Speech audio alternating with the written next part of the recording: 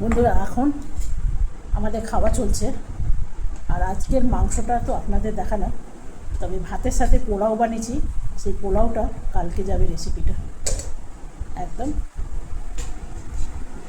কুকারটা খোলো, আজকে হাজব্যান্ডকে দিয়ে কাজ করাচ্ছি।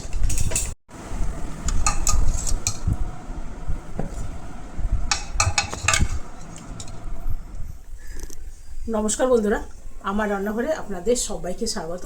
আজ আমার রান্নাঘরে বানানো হচ্ছে মাটন। এইদিকে বসিয়ে দিয়েছি ভাত, এইখানে আছে মাটন। অনেকেই বলে মাটন মানে খুব বেশি ধুতে নেই, আমি কিন্তু ভালো করে ধুয়েই দিই, লোম টোমগুলো থাকে তো। তো আজকে আমার শরীরটা ভীষণ ভালো, একদমই ভালো না, ভীষণ জ্বর জ্বর। কোনো রকম উঠে রান্না করছি, করার কেউ লোক নাই, সেই জন্য উঠে রান্না করছি।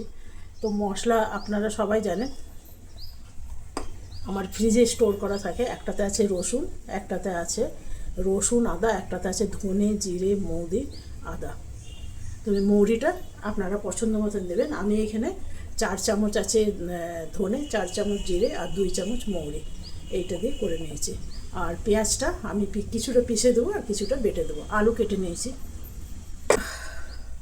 তার মধ্যে জানেন ঘরের দায়টা আজকে আসেনি, কি বলবো বলুন। সব মানে যখন মাথায় বাজ পড়ে না, সব দিক থেকে পড়ে।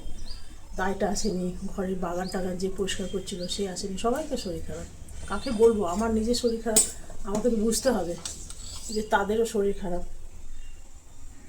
কিন্তু আমার দায়টা মিথ্যা কথা বলে। বাগান যে পরিষ্কার করে না, সে মিথ্যা কথা বলে না, কিন্তু দায়টা মিথ্যা কথা বলে।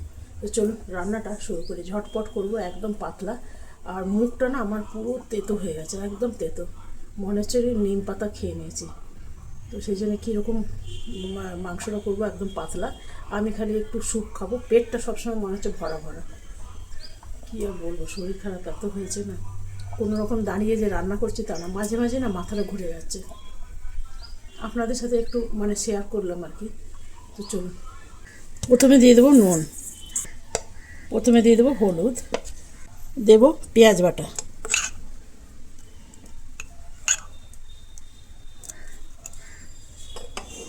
এগুলো একদম টাটকা, এখনই মশলা পিসলাম। এগুলোর মধ্যে লঙ্কা দেওয়া আছে, সেই জন্য আর আমি লঙ্কা দেবো না। জিরে আদা ধনে বাটা দিয়ে দিলাম, আর সাথে দিয়ে দিলাম একটু রসুন আর আদা বাটা। এইখানে আছে টমেটো পেস্ট, টমেটো আর শুকনো লঙ্কা। এখানে দেবো একটু গরম মশলা, এটা কেনা গরম মশলা। আলুগুলো চাইলে আপনারা ভেজে দিতে পারেন, আর আমার মতন কাঁচা দিয়ে দিতে পারেন। একবার এরকম কাঁচা দিয়ে দেখবেন, খালি একবার দিয়ে দেবেন। কাশ্মীরি লঙ্কা দেবো।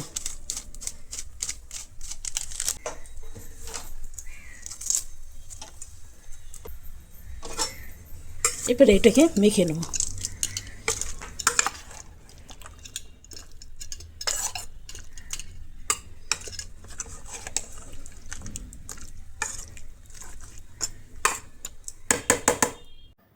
আজকে হলো রবিবার, তো রবিবারে বেশিরভাগ আমাদের ঘরে মাটনই আসে।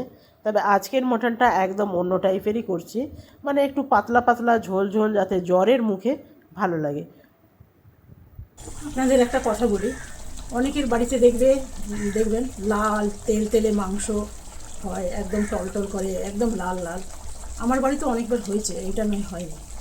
তো আমাদের বাড়িতে পছন্দ করে কি বলুন তো, মাংসর কালারটা হবে হলুদ, তেল থাকবে না, একদম তেল খুব কম। আর মাংস যদি আমার তেল বেরিয়ে যায় না, আমাকে উঠিয়ে ওই তেলটা আমি রেখে দিই ফ্রিজে। ওই তেলটা দিয়ে আবার ডিমের তরকারি, যে কোনো তরকারি করলে খুব টেস্ট হয়। তো সেই জন্য আমি তেল দিয়েছি কম। আপনারা যদি লাল লাল পছন্দ করেন বা একটু তেল তেলে মাংস পছন্দ করেন, তাহলে দেবেন। ওই যে আপনাকে বললাম এর আগে যে আমার হাজব্যান্ড একটু সেদ্ধ সেদ্ধ, তেল কম, এগুলো পছন্দ করে। অনেক দিন দেখাইনি, তো ভাবলাম না দেখাই, অনেক মানুষ আছে যাদের এগুলো দরকার হয়। তো চলুন, এটা এখন কষাতে সময় লাগবে, অন্তত ধরে রাখুন মাটন তো আধা ঘন্টার উপরে এটা ধীরে ধীরে কষবে। আমি কি করি, খুব কম আঁচ দিয়ে ঢাকা দিয়ে দিয়ে এটা রান্না করি কড়াইয়ের মধ্যে। তবে মটন তো রিস্ক নেওয়া যায় না, সেই জন্য কুকারে দিয়ে দিই।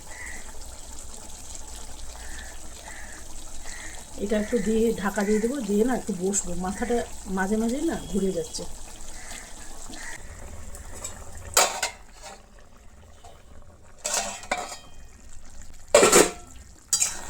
এই যে এই রকম মাংসের কিন্তু টেস্ট আলাদা, তেল তেলে মাংসর কিন্তু টেস্টটা একটু আলাদা। এই মাংসর টেস্টটা না ভীষণ ভালো, তবে এতটা থাকবে না, কুকারে দিলে কিন্তু তেলটা বেরিয়ে যাবে।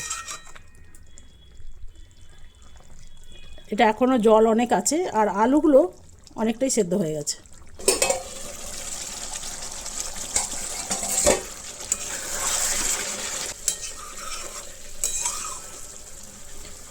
দেখুন বন্ধুরা, যতটুকু তেল আছে বেরোতে শুরু করছে, এই যে দেখতে পাচ্ছেন। এরপরে এটাকে আমি কুকারে দিয়ে দেবো।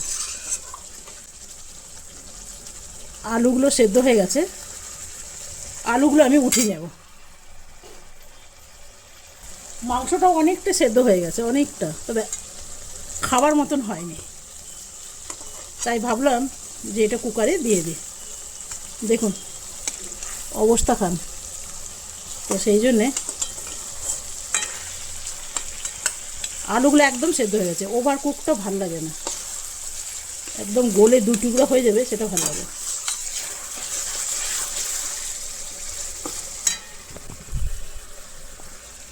এই দিকে বসেছি একটু গরম জল, এটা গরম হয়ে গেছে, এর মধ্যে ঢেলে দেবো।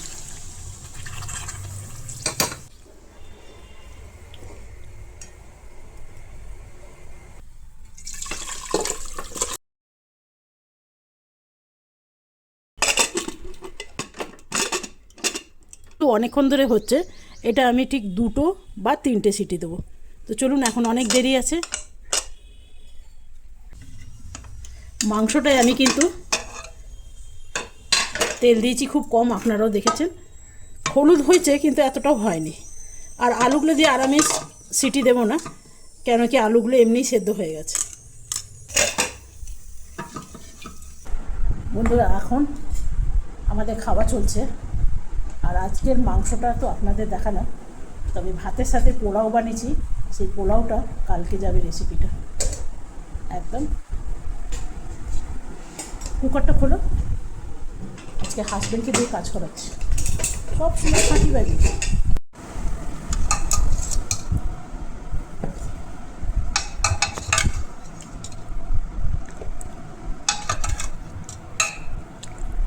একটাই আলু ঠিক আছে কি আরও দেবো? ভাতের সাথে স্যালাড খাওয়াটা খুব জরুরি। তো স্যালাড নেই তো কী আছে, লেবু আছে আর আছে দই।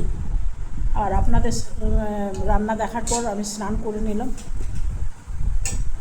তো কেমন লাগলো অবশ্যই জানাবেন। আপনাদের এবার থালার লুকটা দেখিয়ে দিই। আর এই হলো আমার আজকের পোলাও, আর এইখানে আছে মাংস, আর এইখানে আছে লেবু। কেমন হয়েছে গো? নুন টুন ঠিক আছে? শক্ত আছে নাকি ভাতগুলো? পারফেক্ট। একটু খেয়ে দেখা যাক। আজকে আমার সর্দি জ্বর হয়েছে না, তো আমি খেয়ে দেখিনি, রেখে দিয়েছিলাম টেস্ট করতে, সবই তেতো তেতো লাগছে।